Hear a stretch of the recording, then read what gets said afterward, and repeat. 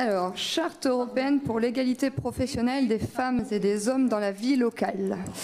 Qui pourrait être contre cette mesure qui arbore une façade qui se voudrait consensuelle, progressiste et louable? Malheureusement, cette charte, coquille vide emballée dans du papier doré, reflète amèrement, au mieux, votre hypocrisie, au pire, votre totale déconnexion de la réalité. Il s'agit d'un texte fourre-tout, empreinte de tautologie et ponctué de sophismes qui, avec des objectifs tout à fait respectables, propose un catalogue de mesures souvent contestables. Mais l'Union européenne, dans l'art de la rhétorique fallacieuse, est passée maître, ou devrais-je dire maîtresse, en attendant que votre novlangue nous impose l'utilisation d'un mot épicène. Fidèle à l'idéologie égalitaire de la gauche, vous nous imposez autoritairement l'égalité des résultats en termes de sexe et non l'égalité des chances en termes d'individus. Et vous passez arbitrairement outre les sources d'injustice et d'inégalité qu'engendre la discrimination positive. Vous vous plaisez à reconnaître, je cite, l'égalité du droit des femmes et des hommes à voter. Excusez-moi, je pensais naïvement que ce droit avait été acquis en 1945. Ou encore, je cite, à être candidate ou à être élue. Ici non plus, rien de nouveau sous le soleil. La révision constitutionnelle du 8 juillet 1999 et la modification de l'article 1er de la Constitution du 23 juillet 2008 favorisaient déjà l'égal accès des femmes et des hommes aux mandats électoraux et fonctions électives, ainsi qu'aux responsabilités professionnelles et sociales. Si vous teniez vraiment à ce que les femmes soient plus représentées en politique et notamment à l'Assemblée nationale, demandez à François Hollande qu'il honore sa parole en instaurant la proportionnelle aux prochaines élections.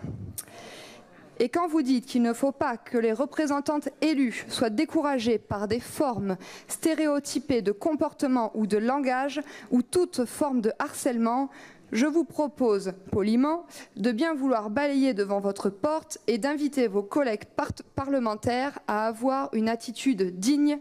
Cela éviterait à Madame Pompili d'être obligée de dénoncer le sexisme et le machisme qui pèsent à l'Assemblée nationale.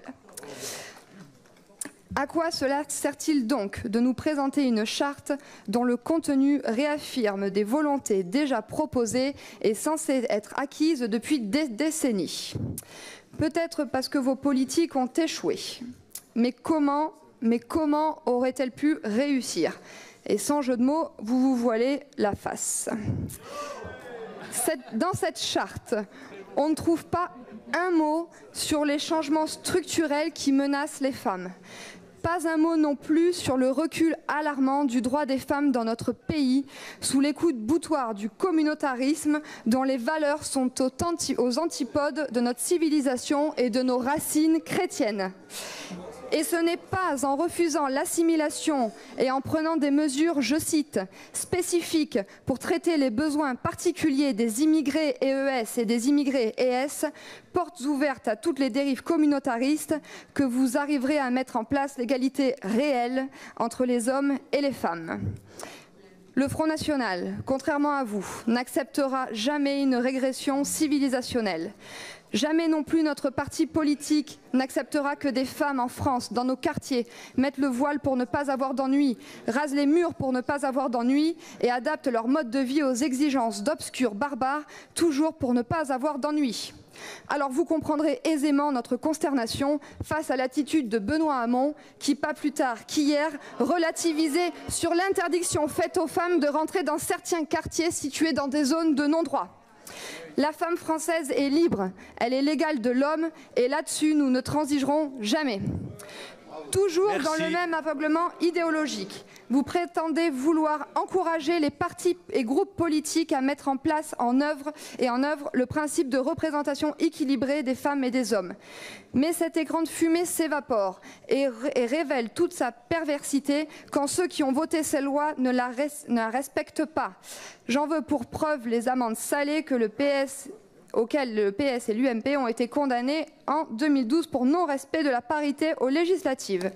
Comment être crédible quand François Fillon, dans sa circulaire datée du 21 février 2012, préconise la suppression du terme mademoiselle de tous les documents officiels? Restez dans le jeu de la région, là.